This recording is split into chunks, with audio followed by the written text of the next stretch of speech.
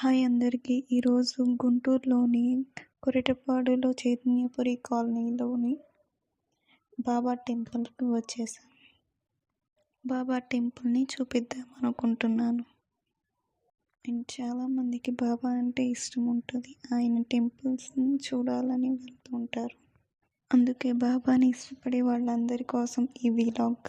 ఓం సాయి నమో నమః, శ్రీ సాయి నమో నమః, జయ జయ సాయి నమో నమః, సద్గురు సాయి నమో నమః.